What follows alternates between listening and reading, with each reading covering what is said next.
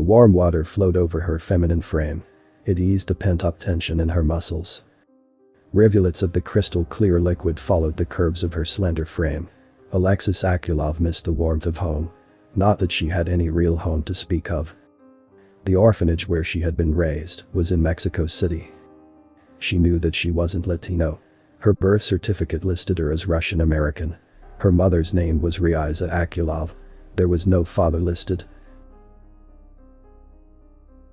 Growing up in an orphanage makes you grow up fast. There was never enough food. There were never enough staff to listen to you, to tell you a bedtime story. Orphans grow up alone, together, but alone all the same. Little Allie, they had called her. Akulov guessed that they were probably all dead now. The Colombian conflict had razed most of the city. Most of it still hadn't been rebuilt. There was only one thing that Alexis Akulov wanted out of life: to get as close to perfection as possible. To become God or die trying.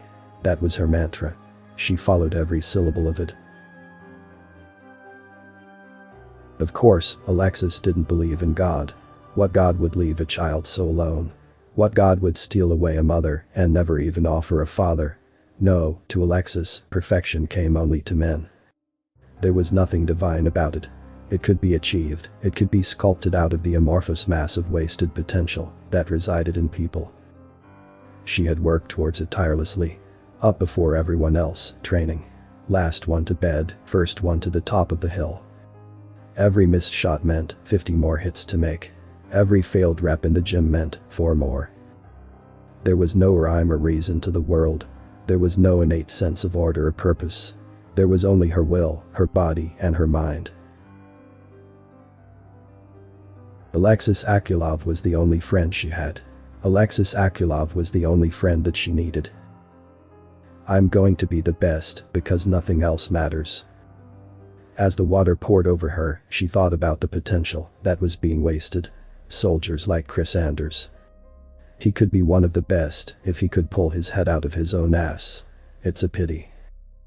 How he had managed to get so far when he was only coasting along was a mystery to her. Alexis had to work for everything that she got. Sometimes, she had to work twice as hard as the next person. It didn't matter, she would achieve whatever it cost. With a sigh, Alexis turned off the shower. She turned and walked towards the rack where her towel hung, waiting. As she passed the mirror, she paused. Her eyes traced the curves of her body. It was flawless. Countless hours of exertion made her almost completely free of fat. Her muscular abdomen gave way to perfect, if small, breasts. Alexis took pride in her body. Not that she cared if anyone else appreciated it. They did though. She would see the hunger in men's eyes as they passed her. The look had also crossed the faces of more than a few women. Let them look, she told herself with a half smirk. I don't do it for them. Without another thought, the sergeant grabbed the towel. Drying herself off, she wrapped it around her torso and headed back towards her personal room. It wasn't much, but it was hers. That fact alone made it enough. As she dressed, Alexis glanced at her terminal. She had an unread message. When she had finished dressing, she walked over to read it. Sergeant Akulov, report to my office immediately upon receiving this message. Matthew Donninghue, Brigadier General, Commander of Siberia Base Charlie. The soldier's eyes widened. A minute later, she was out the door. Her pace was quick and purposeful. The recruits that she passed slunk out of her way. She did not address them, and they returned the favor. They had grown to hold Sergeant Akulov with a mixture of fear and awe. She was all right with that. 5 minutes later, she walked into the foyer of the commander's office. His secretary, a balding gentleman with a major's insignia, sat behind a desk. Alexis saluted him, and he returned the favor. I was told to report to the general immediately, sir. Alexis stated, her words cold and formal. The major nodded.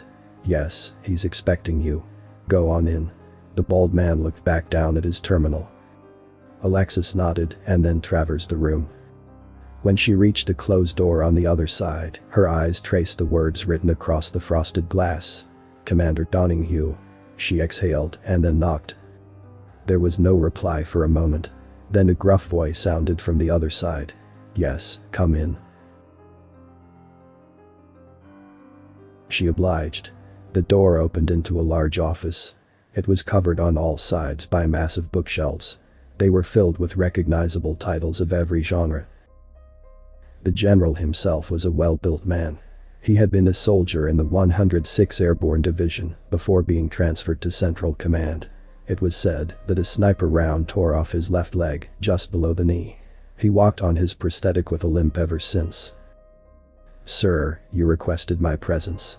Akulov saluted again. Her body standing rigid, her eyes were fixed upon a spot on the far wall. At ease, Sergeant. The general stated with a sigh. Alexis let her muscles relax, though only just a little. General Donninghue eyed her for a minute. Then he cleared his throat. Sergeant Alexis Akulov, I've been given orders to transfer you. He let the words hang in the air for a few moments. Sir? Alexis asked, now making eye contact with her superior. Yes, to the newly commissioned dreadnought. Warsaw. The man continued. Came straight down from High Command. Transferred. High Command. This wasn't making any sense to the red-haired soldier. You're to leave today. The commander stated flatly. Sir? Alexis asked in a quiet tone. Permission to speak freely. Granted.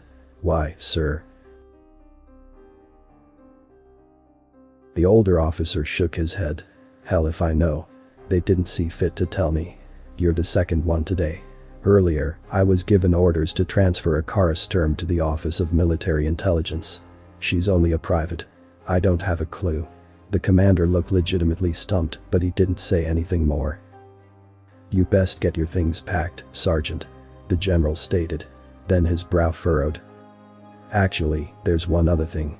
You'll be having company. High Command has requested that our best ground team be transferred as well. I took that to mean Falcon Squad. They've already been informed and should be waiting for you on the launch pad. Sir? Alexis wasn't sure why she was so uncomfortable with this new information. I'm a soldier, nothing more. Yes, I understand, sir. The older man nodded. Then, he added as though it were an afterthought. A private, Christopher Anders, is supposed to join you all aboard the Warsaw. He's been informed already. Akulov's eyes grew wide in surprise. But sir, Alexis blurted without meaning to. He hasn't even passed training. The general gave a helpless laugh. That doesn't seem to matter to the brass. For that reason, it doesn't matter to me. Orders are orders. Dismissed, Sergeant. The general looked back down at some papers on his desk. Sir, Akulov stated coldly. Then she turned to leave. What the heck is going on? Has the world gone mad? She wondered as she walked back to her room. As she packed, she realized something. It wasn't her room anymore. Ashes to ashes, she thought. Dust to dust. The author's name and the link to original text is in the description. Consider tapping the thumbs up and pressing the subscribe button if you enjoyed this video.